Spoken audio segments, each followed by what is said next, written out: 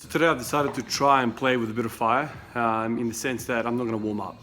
I'm not going to warm up with the CC squats. I'm going to try and get straight into squatting. Hopefully the knee doesn't click and doesn't cause me grief. So I'm going to try to do that. I really want to put the CC squats at the end of the workout because then I can really kind of like get into it and do multiple sets on top of what I'm already doing. Because right now if I go crazy in the CC squats and even start adding some weight, like I thought about adding some weight.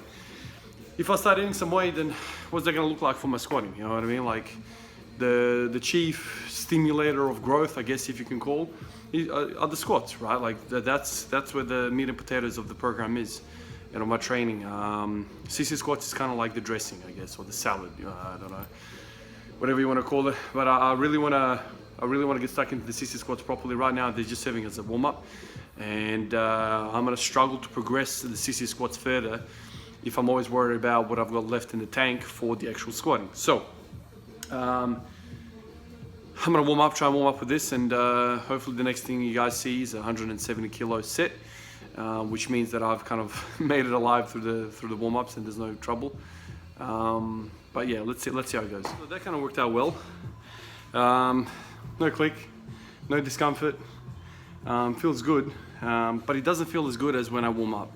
When I say warm up, like it's not like I haven't warmed up. I've gone up from an empty bar all the way to now 170 kilos. So that's kind of a warm up, but for some reason, my knees feel really, really good when I do CC squats. Like I just feel like stability, strength. I don't know what it is, whether it's just like a pump, maybe it's just a pump.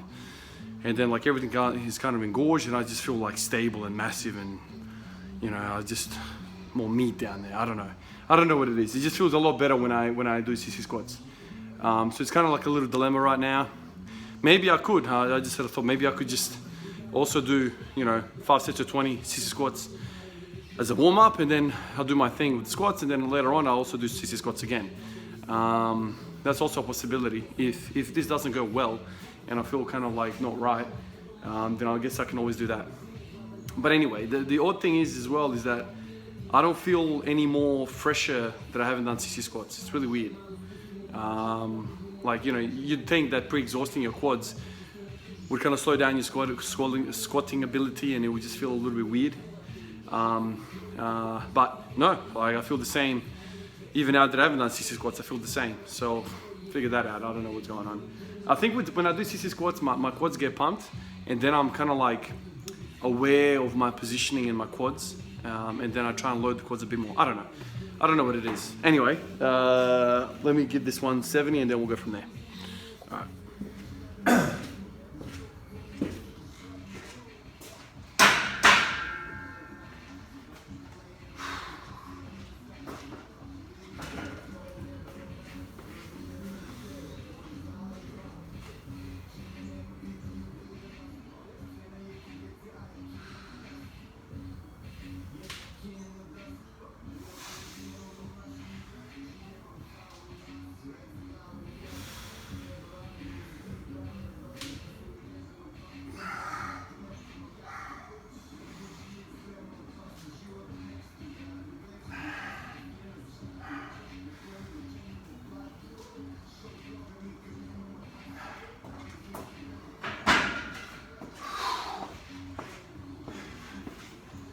You guys heard that. So first rep of that last set and the third rep, loud ass clicks in the left knee. No pain, no discomfort, no disengagement, engagement, just loud cracks. I will say one thing though.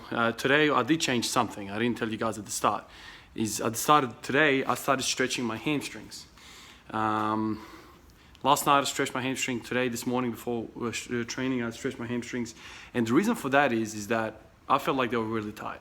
And I was just wondering in the back of my head whether that had something to do with the knee disengagement, engagement, or whatever, and why it was occurring at 90 degrees knee bend. I just thought maybe that's the moment where, the hamstrings were loaded like the most, because I'm kind of leaning over at that point the most, and it was kind of pulling the knee stability out in alignment, kind of like the quad imbalances that I was talking about. So anyway, you guys know that I like to test things just to see how it's going. I stretched last night, I stretched this morning. Maybe this morning I shouldn't have stretched because it's not advised to stretch before training. Number one, stretching cools your muscle down. that's not optimal. You know, we're supposed to warm up, not cool down. So static stretching, by the way, static stretching, there's all the other forms of stretching which don't cool the muscle, kind of like dynamic stretching or whatever. But I statically stretched last night and this morning. And right now I don't feel all that, I don't feel stable. I don't feel that strong as when I don't do that and I do CC squats. So loud crack, pop, snap in my left knee, which is not a good feeling when you got 107 kilos in your back. You don't want any sounds like that. You want to have confidence underneath the bar. Once again, I told you this before. When you have lack of confidence in any of your limbs, it's not a good idea to push all the way through it 100% with power. So anyway, something to think about. But try and get through this set. Hopefully it's warmed up a little bit more now, but I just feel kind of like, you know, with CC squats I already mentioned, there's like blood everywhere, I'm pumped. I feel like I'm walking on pillows. Right now I feel like I'm walking on no pillows. It just feels like I'm not warmed up. That's how it feels like, you know. It's kind of cold this morning, whatever, and I feel like I'm cold. When I do CC squats, I'm already sweating it up and, you know, warm. Anyway, so let me see how this goes, man. I was planning to get 3 sets today, as like yesterday, but I did change my method. So what do? I do like to change things and test things. So then at the end of the day, I have some sort of like idea what's what and, you know, the direction I'm going. That's also how you improve. If you don't change anything, you're not gonna, you're not gonna learn anything, and you're not gonna, I guess, progress. So that's kind of my approach. That's always been my approach. And over time, I've kind of worked out what's good, what's not. But anyway, let's not talk anymore because I'm getting colder with every second passing. All right, let's see how this set goes.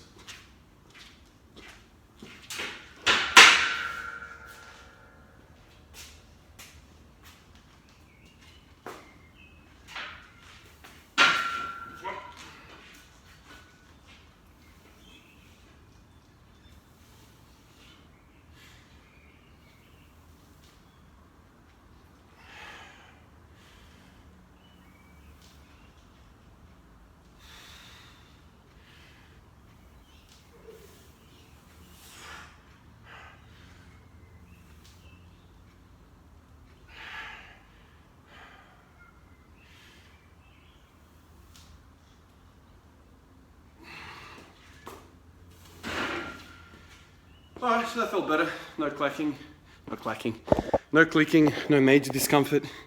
Felt kind of like really good actually.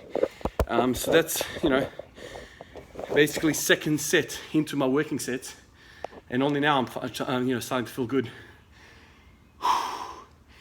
Whereas with CC squats, I'm good from the get-go. Something to think about, definitely. Alright, let me try and get this third. Just thinking about a conversation I had with one of the subscribers about the most optimal percentage for, you know, getting strength. What's the optimal percentage to get stronger of your 1 rep max? And I think at the time I said to him around 70%. That's what I was doing at the time, because, you know, I was explaining to him that it's all about, you know, good quality reps. It's all about, you know, volume, and it's just kind of like, you know, increasing the volume and getting stronger that way. And so right now I'm doing 85%, right? I'm doing 170 kilos and my max is 200, and I'm doing 3 sets of 5 now with 85%, which is, you know, hard work. It's supposed to be really, really hard work, but it's feeling not too bad. So I guess the assumption is that I've gotten stronger and my new 1 rep max is higher than what this number is based on. But it got me thinking about that, and it got me thinking about how I'm only squatting right now and not doing anything else. And then I connected the 2 dots and I thought to myself, like I already said in one of the last few videos, if you're having a plateau trouble, the best thing to do is cancel out all the other exercises and focus on the exercise that's causing you trouble, and just smashing through the plateau and then reintroducing everything, and then you're back to where you were, you know, and then Bob's your uncle, and then you're back normal. The trouble is, in order for you to get stronger, there needs to be some sort of volume. And there is a certain amount of volume for everybody, and depending on your training age and how far you've been, you know, how advanced you are and whatnot. So the trouble with volume though is that if you've got 5 things going at the same time, like bench, squat, deadlift, overhead press, rowing, and you're trying to progress all those 5 things, all of a sudden volume becomes an issue, right? Because total volume and all of your training in life in general, stress, in life, in your private life, is also volume in a sense, because it's stress to the body. All of that adds up, and then you have trouble recovering. So this is what I said to you guys before, for you guys who are starting out in this journey. You're like, all right, I'm gonna fucking do everything at once, and I'm gonna smash everything. I'm gonna progress every single lift. The trouble is that your reserve, your, I guess, energy reserve, comes from the same cylinder, it comes from the same area in your body, right? We're all one system, we're a holistic creature. So there's only so much energy we can put out. That's what the trouble is. And so for squats, say you need 8 points of energy to get through your plateau, and there's only 10 points of energy in the whole system. You put 2 in the row, 2 in the overhead press, 2 in the squat, 2 all of a sudden you're maxing out, you know, your complete reserve for your entire body, and you've only done 2 points of effort or energy. You've only allocated 2 points of energy into the squat, which is nowhere near enough. You need 8 to break through the plateau. This is how I conceptualize some of these ideas. Some of us have really good ability to recover. Some of us take certain pharmaceutical drugs, which help us, once again, have more points. So now you have 30 points to distribute amongst your lifts.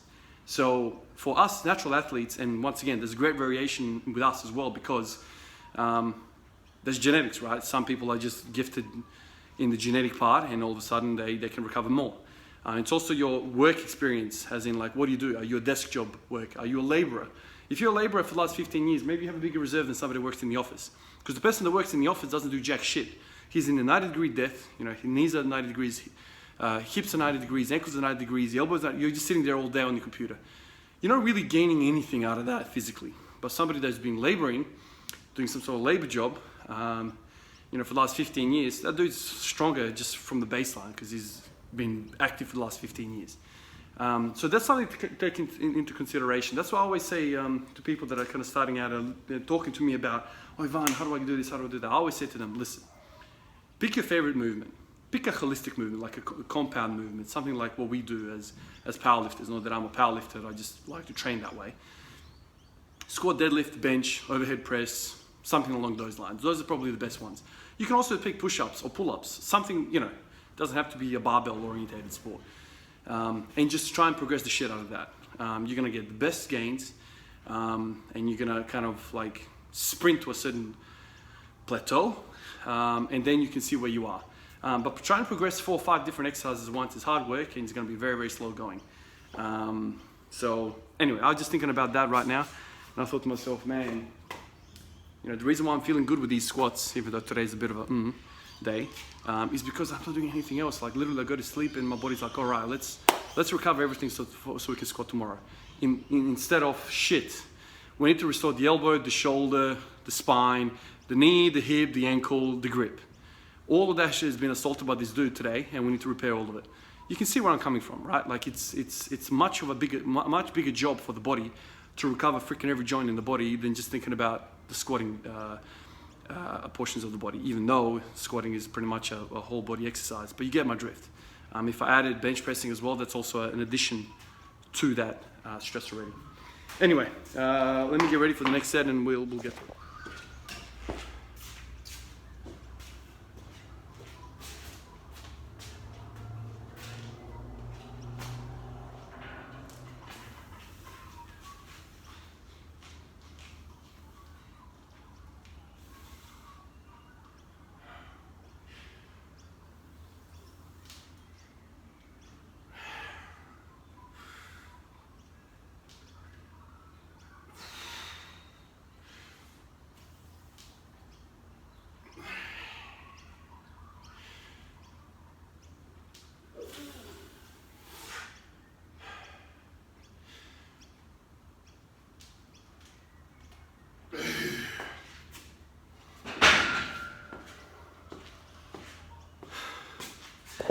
All right, that's that. So now, I'm gonna get out of the shed. I'm gonna head back in the house.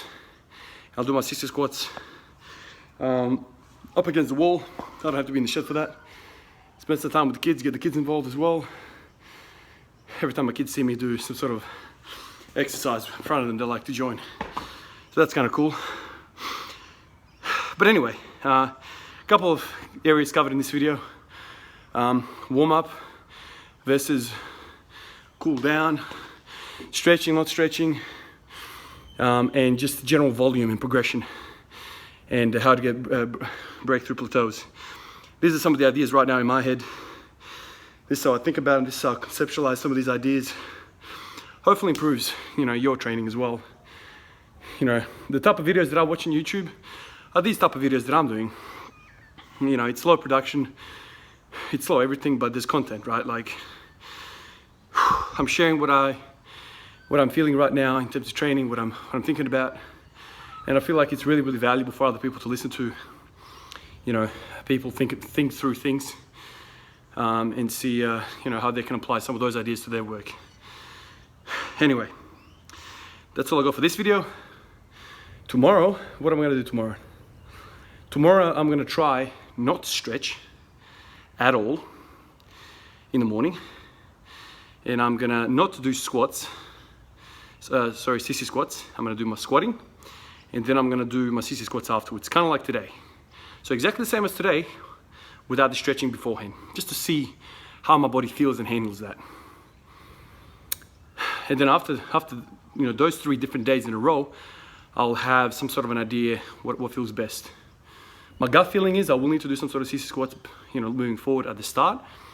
So maybe I'll do like 1 or 2 sissy squat sets at the start of my training, and then do the working sets, if you will, of sissy squats, like 4, 5, 6 sets, 7 sets, depending on how I progress it, after my normal back squatting. I like it. I've said this before, this is the type of stuff that really gets me interested in training, trying to work out what's what. See you guys in the next one.